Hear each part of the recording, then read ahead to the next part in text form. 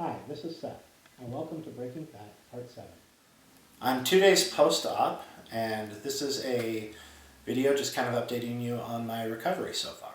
Just a brief update on the scale. My beginning weight was 356 pounds, and it's been 16 days since the start of my pre-op diet, and I weighed in today at 339.8, so that's a loss of 16.2 pounds so far. It is interesting since a major reason that I wanted to go through with this surgery is because I didn't want food to be the focus of my life. But you will find that if you go through this surgery, food will be the focus of your life, especially through recovery. Because of the way that the surgery is done, that your stomach, even once it's, they've removed 80% of your stomach, but even the remaining 20% is swollen from the surgery. So the way they described it to me was that my stomach had was about the width of a pencil, and it will be that way for the first few days. And the implications of that are that I can drink one of these. It's about a 1 ounce little sake cup, and it takes me about 15 minutes to drink 1 ounce of liquid. Their target for me was to drink anywhere from 40 to 64 ounces of fluid a day. So let's do the math. If at 40 ounces a day, if I can only drink 1 ounce every 15 minutes, that's 10 straight hours of doing nothing but drinking. 64 ounces, that's 16 hours of doing nothing but drinking. So when I say that your recovery is focused on food, it definitely means it. Because every sip that you take, even a tiny little sip, I can feel it go all the way down, and it's kind of like this funnel feeling, where you can feel it funnel all the way down through that pencil width. So it's a little weird feeling, but it's definitely not painful. My primary nutritional target is to have 60 grams of protein per day, which seems pretty impossible at this point, but some of the ways that I've been attempting to do that are starting the day with a protein chocolate shake, which comes from Trader Joe's. It's called Frosty Chocolate. It tastes pretty good compared to some of the other protein shakes I've tried so far, but the best thing that I love about it is that it has 35 grams of protein in one 11-ounce can. So for breakfast this morning, I had 2/3 of this can, and it took me about 2.5 hours to do it, but I did get 22 grams of protein from it. For lunch, I went with a vanilla Weight Watchers Greek yogurt, and it has 13 grams of protein in it. But in order for me to eat it at this stage, I had to add probably about 1/3 of water to it, even though I've heard that maybe adding some milk to it would also work, just to make it so it's a real runny consistency so that it goes down and it feels good. And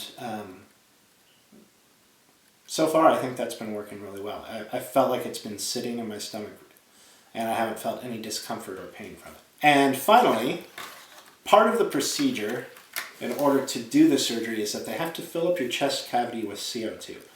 And after the surgery, you walk around feeling pretty bloated because, well, there's a bunch of forced gas inside you. So making sure that you get up and walk around every 2 to 3 hours, it does a good thing for kind of working out that CO2. Something else that I've heard from someone else that I tried, it worked really well today, is Gas X thin strips. So you put 2 to 4 of these on your tongue, they naturally dissolve, but it helps get away some of that gas that they pumped into your system. And so that makes the quality of your day go significantly up. And lastly, when it comes to the painkillers that they give you, the suggestion that I heard from my nurse was that to stay in front of the pain, and that has worked really well. So far my pain hasn't been above probably a 3 or a 4 on a scale of 1 to 10. And primarily that's because if you stay in front of the pain, it only takes a little bit of pain medication. But if you wait for the pain to rise, my nurse said it could take as much as 10 times the medication in order to bring the pain back down to normal. One other thing that is pretty essential for recovery are finding places that you can get up and down from relatively easily. So the pain, the best way to describe it, it feels like I had done maybe 1,000 crunches yesterday.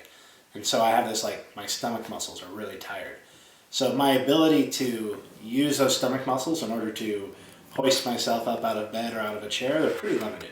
So you kind of rely on your arms to push you up a little bit. So I have found that sitting in kind of a high back chair so that I can reach my arms and push myself up gives me some extra mobility. And also having a bed that's a little higher off the ground is also helps for getting in and out of bed. But at this stage, there are still times when you just need someone to give you some leverage, someone that you can hold their hand to while you're trying to sit up, because sometimes my muscles didn't want to engage. Just wanted to say, in closing, thanks to everyone who's been calling or texting or sending me Facebook messages, just encouraging me. I've really appreciated that. It's helped a lot because you feel somewhat isolated when you're sitting at your house in recovery. But I did want to just send this update just to let you know that I think my recovery is going really well. I feel really optimistic about how I'm feeling, and each day, even though it's only 2 days post-op, I can already feel significantly better each day. And I look forward to putting some more videos out, just kind of walking through some of the spiritual transformation that's still going on. But I wanted to start today with just giving you a recovery update.